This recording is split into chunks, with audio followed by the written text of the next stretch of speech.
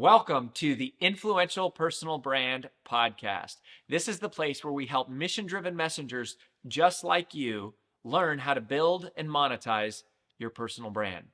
My name is Rory Vaden, and I'm the co-founder of Brand Builders Group, a Hall of Fame speaker, and New York Times bestselling author. And this show is to help experts learn how to become more wealthy and well-known. I know you're going to love it. Thanks for being here. Let's get started.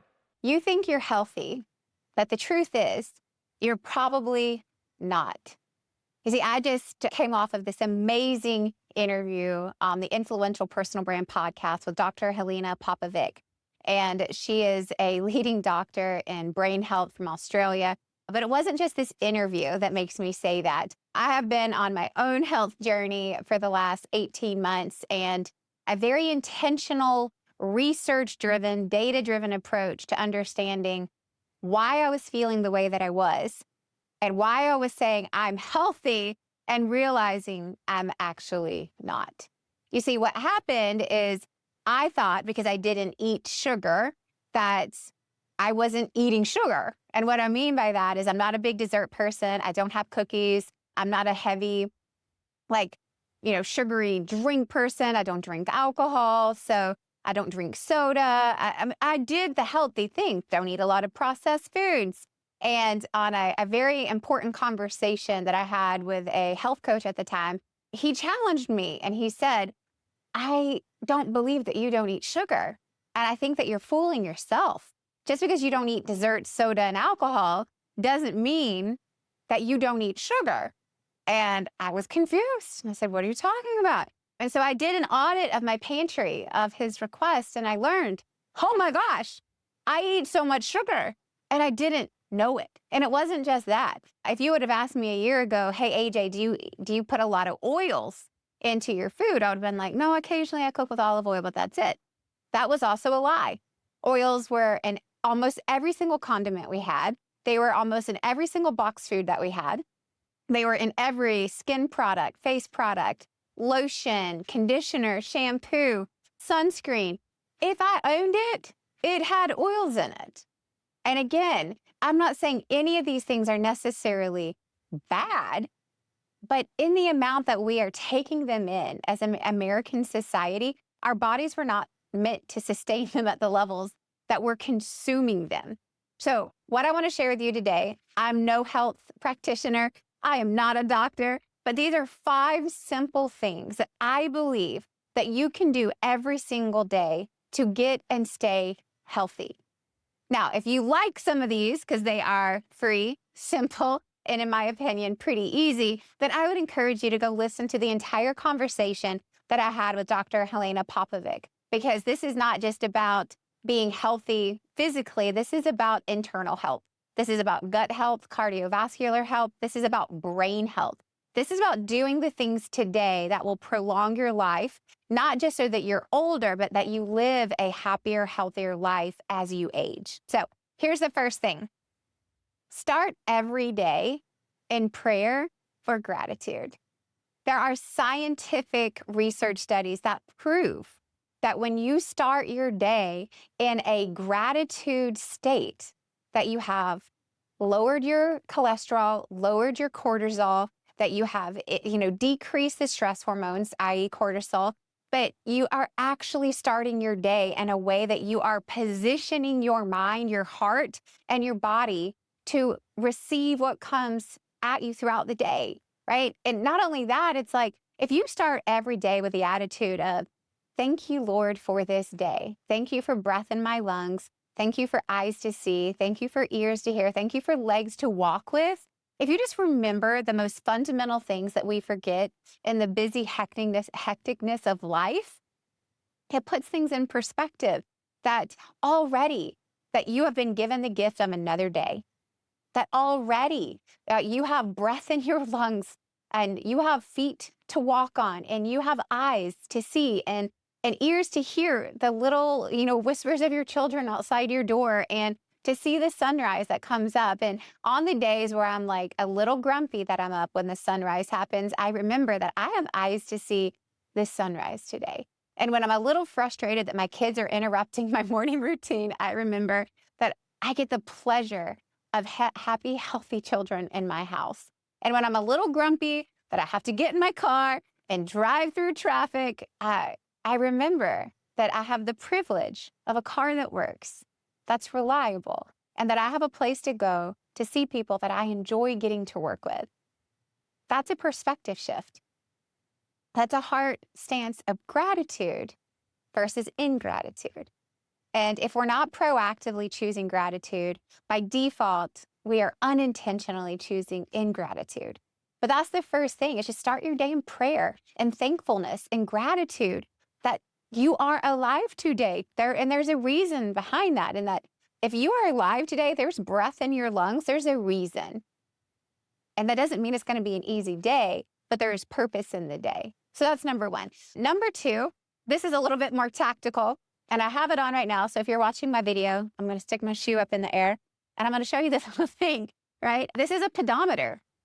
Yes, I know that you can have an app on your phone, but I'm trying to stay tech-free. So I bought myself this little pedometer, and I track my steps. And that is my own little competition to make sure that I am moving every single day. See, I set a goal at the beginning of this year, we're in 2025 when we're filming this, to walk 10,000 steps a day. And when I set that goal, I didn't realize how much walking that was, to be honest, because I work a lot and I'm at my desk a lot. And I didn't realize that, 10,000 steps could be 90 minutes to 2 hours of walking every single day. And so I've had to get really creative. And I will tell you what will happen on an average day if I am at my computer, like a day at today where I've done tons of video recordings. Here's what starts to happen. I'm going to stand up, so you may only see half of me, but I do this. Yes, like a crazy person. In line at the grocery store, I'm marching in line. Like a crazy person while I'm cooking, I'm marching in line. While I am drying my hair, I am marching in place. While I'm curling my hair, I am marching in place. I march in place all the time. My kids just now, oh, mom's marching again. Mom's marching again. Y'all listen, movement matters. And it doesn't have to be 10,000 steps a day. You don't have to get a pedometer. It can be your movement of choice. But the point is, it's like, do not expect what you do not inspect. And it's not a chore, it's a privilege that you get the opportunity to go and do these things, right? And so challenge yourself to move, make it a competition, gamify it, do whatever you have to do to get yourself in the mindset to go, oh, shoot, right? Because I'm only at 1,000 steps and it's almost 2 p.m. I got a lot of moving to do between now and the end of the day. I would not know that if I was not tracking it. So give yourself some tools to do the things that are necessary for you to be and stay healthy. And moving every day is one of those things. Number 3, cut alcohol. And I say that not because I think alcohol is necessarily evil or bad. I say it because if it does not add something to your life, then why are you doing it?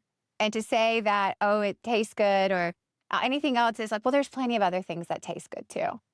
Don't rationalize yourself into something that isn't necessarily good for your long-term health. Do you have to cut it completely? Do you have to cut it forever?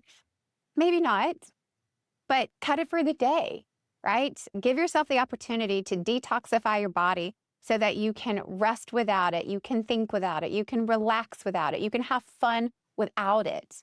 And so my third tip would be to cut alcohol.